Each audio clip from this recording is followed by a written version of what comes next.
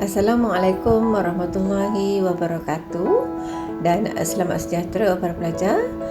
Berjumpa kita sekali lagi dalam perkongsian ilmu berkaitan dengan kajian rekaan Seni Visual SPM 2021. Dan selamat datang ya kepada para pelajar yang baru pertama kali menonton channel Seni Cikgu kami. Perkongsian cikgu kali ini ialah berkaitan dengan pewujudan idea tetapi secara menyeluruh, iaitu proses yang pertama merangkumi 4 aspek di bawah pewujudan idea. Jom kita lihat satu persatu. Pada paparan ini, cikgu masih kongsikan pengisian tugasan 2. Proses folio yang pertama iaitu perwujudan idea merangkumi tugasan seperti keperluan dan kehendak, di mana di dalam kandungan tugasan mempunyai perincian tentang aspek pewujudan idea yang terbahagi kepada 3. Pelajar perlu tahu kupasan yang kita akan buat dalam paparan video kali ini iaitu berkaitan isu atau permasalahan, sumber ilham dan kajian atau maklumat.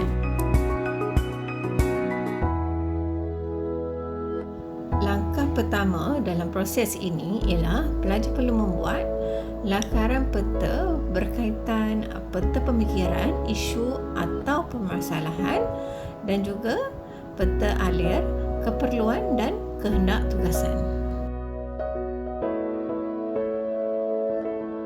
Jom kita tengok bagaimana bentuk peta alir mengkaji keperluan dan kehendak kefahaman tugasan.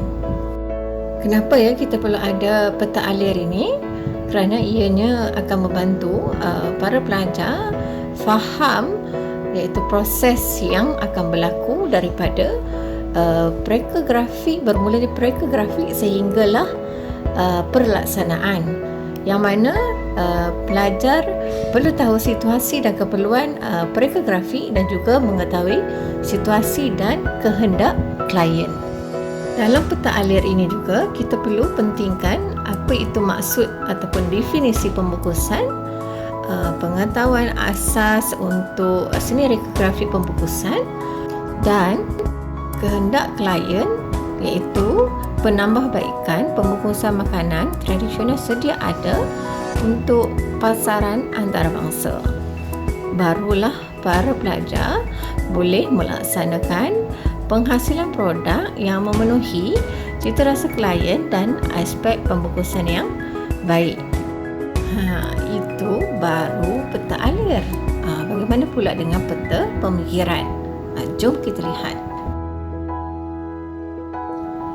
Peta pemikiran, isu dan permasalahan kotak pembungkusan makanan tradisional, kita akan kupaskan tentang pewujudan idea, pengolahan idea, penerokan idea dan juga penghasilan produk. Jom cikgu terangkan satu persatu. Pewujudan idea, kita mencari sumber ilham iaitu koleksi gambar dan kita cetak. Lepas tu kita akan buat kajian dan maklumat berkaitan dengan pembungkusan sedia ada. Yang kedua, kita membuat pengolahan idea, melukis semula sumber ilham yang kita pilih, olahan perkembangan idea, ada reka letak ataupun komposisi dan juga cadangan akhir. Setiap bahagian yang cikgu sebutkan tadi, kita akan kaji dengan lebih terperinci supaya kita boleh buat penambahbaikan yang lebih baik. Selepas itu kita akan membuat penerokaan idea. Ini berkaitan dengan media, bahan dan teknik. Okey, media itu maksudnya kita nak guna pembungkusan yang jenis apa? Board ke ataupun jenis-jenis lain. Teknik, apa pilihan teknik yang kita akan gunakan? Spray, stencil ataupun warna air. Itu mengikut kesesuaian. Apa saja teknik yang cikgu sebutkan tadi kita kena kaji dahulu. Maksudnya cuba dan membuat penilaian. Baru kita membuat pilihan. Proses terakhir pula ialah penghasilan produk.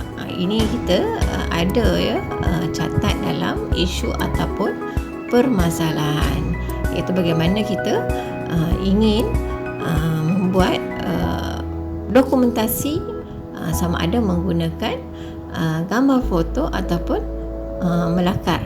Langkah-langkah bagaimana kita menghasilkan produk tersebut. Dan yang terakhir adalah hasil akhir, iaitu produk yang telah pun siap dan situasinya di mana.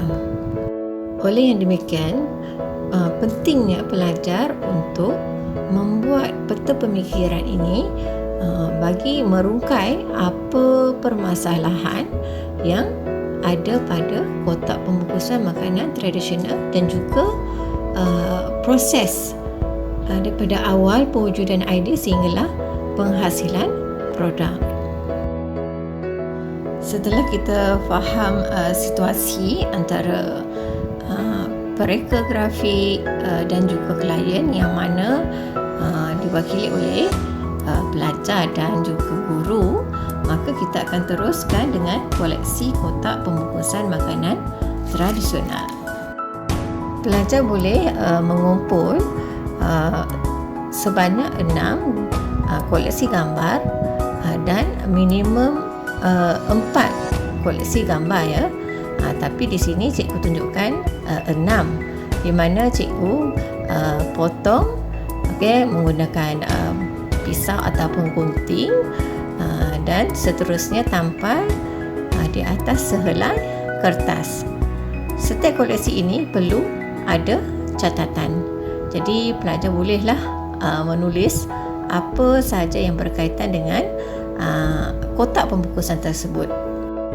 Selesai saja pelajar menampal sama ada 4 ataupun 6 gambar koleksi, pelajar akan memilih satu untuk dijadikan sumber ilham. Pemilihan tersebut mestilah dengan persetujuan daripada guru. Jadi pelajar perlulah merujuk kepada guru dan berbincang untuk membuat pemilihan. Kandungan tugasan yang seterusnya ialah kajian maklumat dan kajian hamparan pembungkusan sedia ada. Jom cikgu terangkan. Paparan ini ialah kajian maklumat berkaitan kotak yang telah dipilih. Pelajar perlu kaji kelemahan yang ada pada kotak untuk pelajar buat penambahbaikan. Kajian tersebut mestilah merangkumi elemen dan prinsip visual seperti yang cikgu tunjukkan. Berikut ialah helai terakhir dalam proses ini, iaitu kajian hamparan berkaitan kotak sedia ada dan cadangan pilihan reka bentuk pembungkusan. Di sini cikgu tandakan ukuran bagi kotak sedia ada dan juga cadangan reka bentuk kotak pembungkusan baru dengan ukuran yang diminta. Paparan ini adalah paparan yang terakhir dalam proses folio pertama.